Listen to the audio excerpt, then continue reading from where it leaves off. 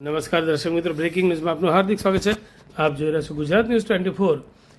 ડભોઈ શહેરમાં મુસ્લિમોની મોહરમ માસના પહેલા ચાંદથી 10મા ચાંદ સુધી શહેરની વિવિધ મસ્જિદોમાં મુસ્લિમ વિસ્તારના મહોલ્લાઓમાં ઉજવણીના ભાગરૂપે ઠેર ઠેર મસ્જિદોમાં તકરીર વાયઝનો કાર્યક્રમ ભાગરૂપે આજરોજ ડભોઈ શહેરની જુમ્મા મસ્જિદ ખાતે ગત રાત્રિના સમયે મૌલાના અનવર અશરફી સાહેબે તકરીરના કાર્યક્રમમાં યાદે શોહદાએ કરબલાની શાનમાં યઝુદીઓના લાખોના લશ્કરી સામે કરબલામાં માત્ર 313 ઇમામે હુસેન સાથે લશ્કરમાં ઇસ્લામ માટે હક અને ઇન્સાફ માટે લડતા લડતા શહીદ થઈ ગયા હતા અને તેઓની સામે ઝૂક્યા ન હતા અને મુસલમાનો માટે શાંતિ અને પ્રેમનો સંદેશો આપ્યો હતો।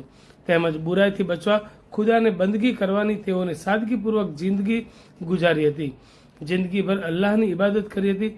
દુનિયામાં રહેતા તમામ માટે અને અલ્લાહને રાજી રાખવા માટે મુસલમાનોએ દુનિયા માટે નહીં પણ અલ્લાહને ખુશ કરવા માટે પણ નમાઝ પઢવી એ મુસલમાનોની પહેચાન છે। ભારત દેશ બિન સાંપ્રદાયિક દેશ છે। દરેક જાતિના લોકો પોતાના તહેવારો ઉજવી શકે છે। જ્યારે જુમ્મા મસ્જિદના પેશ ઇમામ અનવર અશરફીએ વધુમાં જણાવ્યું હતું કે ભારત દેશમાં દરેક જાતિના લોકો પોતાનો તહેવાર કોમી એકતાથી ઉજવે। સમગ્ર દુનિયામાં ભારતનું નામ ઊંચું રહે તેવી દુઆ કરી હતી। આ પ્રસંગે સૈયદ સાદત અને શહેરના પેશ ઇમામો અને भाई बहनों मोटी संख्या में हाजिर रहा था। अल्हम्दुलिल्लाह, इस्लामी साल का जैसे ही चाँद दिखाई देता है, अहले मोहब्बत पहले ही चाँद से अपने अपने इलाकों के अंदर ज़िक्र शुहदाए करबला के नाम की महफिलें सजाते हैं।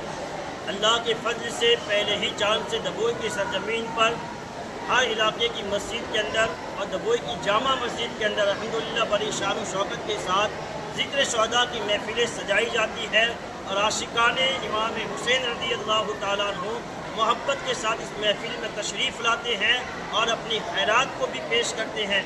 दुआएं कि मौला ताला हमें करबला वालों का सदका नसीब फरमाए और करबला वालों के सदक़े में अल्लाह हम सब की इज़्ज़त व आबरू की हिफाजत फरमाए, हमारे मुल्क की भी हिफाजत फरमाए। अस्सलामु अलैकुम व रहमतुल्लाहि व बरकातहू।